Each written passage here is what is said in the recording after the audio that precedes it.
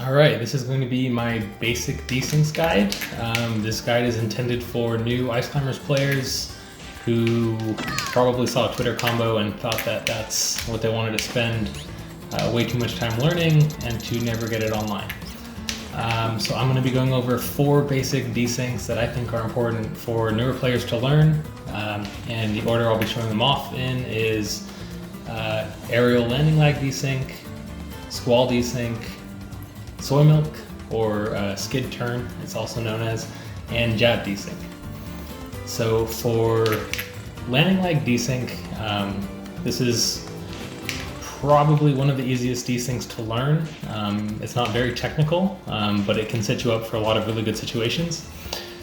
So the way you're going to do this is you're going to do a short hop up air, and you're going to follow that up with another up air immediately without jumping. So you're going to do a falling up air right after. And then right after you do that falling up air input, you're going to do a special input. You can do Blizzard, you can do Squall, or you can do Ice Block. What's really nice about this desync is it doesn't require you to actually make contact with anyone, so the enemy position isn't really important as long as you've got enough space. I believe it's either 40 or 44 total frames you're committing to doing this, so you do need a little bit of space to start this off with. What's nice though is you can use the first up air to use it as like an anti-air if they're falling down on you, to kind of protect yourself a little bit. You can also do it with a back air into an up air. Basically all this does is it sets you up for the perfect frame position to where only Popo does the up air. Just take a look at this really slowly. An up air, and then another up air, and you'll notice Popo lands on his back, but Nana doesn't. So that's when Nana can receive an input that Popo can't.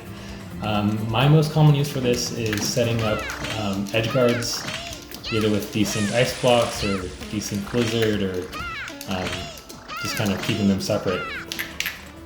You can also use it to try to push or put some pressure on your opponent. If you've noticed that they're shielding a lot, or you can't quite get in, it is pretty simple to just throw a couple up airs, and you can throw an ice block out in front to kind of shield Popo, so you can kind of run and mix it up from there. Okay, the second one we're going to talk about is Squall desync. Squall desync is very powerful.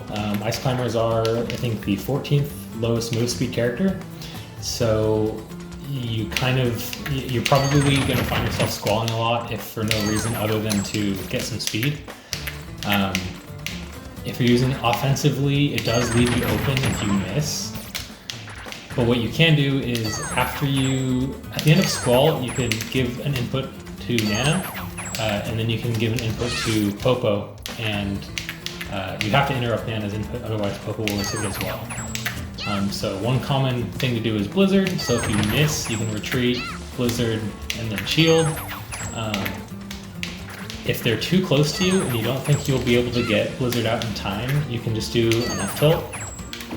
That works pretty well as well. And what's really nice about this is Popo's in shield, which means even if they whiff, or if they punish, like they try to punish your Blizzard or something, they can't do too much. They can't really approach because you've got an active hitbox out. And then you can decide, to do whatever you want with Popo. The most common use that I find is if you catch someone in Squall, at the very end, if you do a little hop, just to get them up in the air like that, what you're going to want to do is try to kind of fall with them, and you're going to do an up tilt with Nana, and then shield with Popo. This sets you up for a lot of footstool combos. You can do some up air strings. It's really powerful. And if you mess it up, you get double up airs. Double up tilt.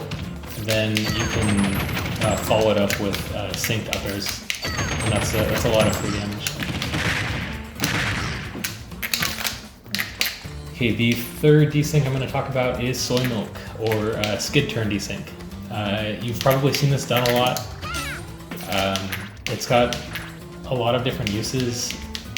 The two common ones that I find myself using it for are to do a retreating Soymilk with a ice block, as a shield, or advancing Soymilk and trying to catch them with an up tilt. Now this one is a little different than doing it out of the up tilt out of Squall, because when you do that, Nana does it. But when you do it like this, Popo does it instead. So Popo, he can actually jump higher than Nana can. So there are some situations where if you get a larger character like Kim K. Rool in an up tilt, Nana can technically footstool, but she can't receive any inputs after that. So like she can't. I mean, Wolf is a pretty short character, so you can air dodge her after like Squall or something. But the way this one works is you're going to run in a direction, and you're going to let go of the stick. So you're going to get this skip. And then as soon as the stick resets to neutral, you're going to flick it in the other direction. As soon as you flick, you're going to give a Popo, or an input for Popo. Now that can be Ice Block, can be Jab, can be Tilt. If you do it right, you'll notice only Popo does the input. Let's see. So this is one of the reasons most ice climbers use Tilt Stick, is because doing a advancing Soymilk with up tilt is actually a really good way to catch floaty characters, Kirby, Jigglypuff, Daisy, things like that. And on certain characters there is an infinite. So at like 0%, if you catch Kirby in an up tilt like that, you can 0 to death him, and there's nothing you can really do about it.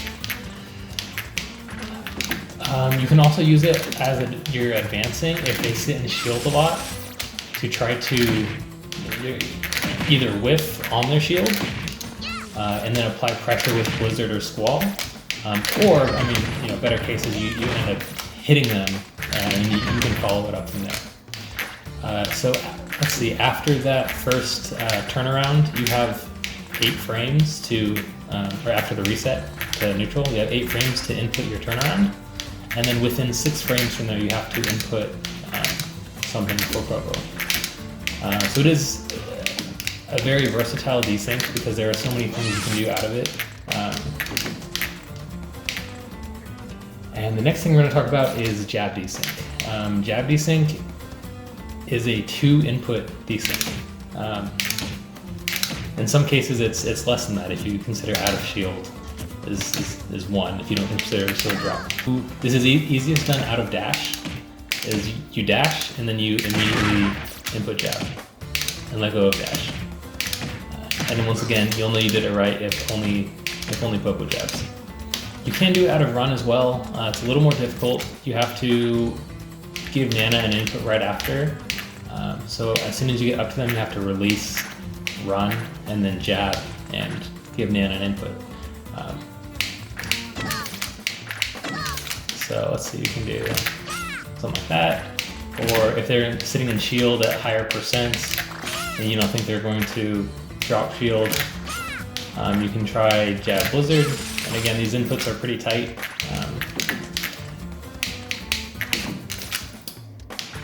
But my favorite use for this is to catch when they miss a tech.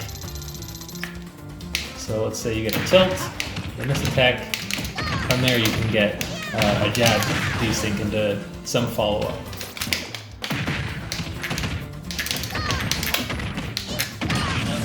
So after I got the grab, there's nothing he could have done about that except maybe tech. He might have been able to DI inwards and tech against the wall, but it's very, very unlikely. Another good use for jab interrupt is just when you're practicing other tech, it's a good way to set up a desync situation. So if you really wanted to work on like down for a footstool or something, then you can, from neutral, to just set up a desync option without having to jump through a bunch of hoops.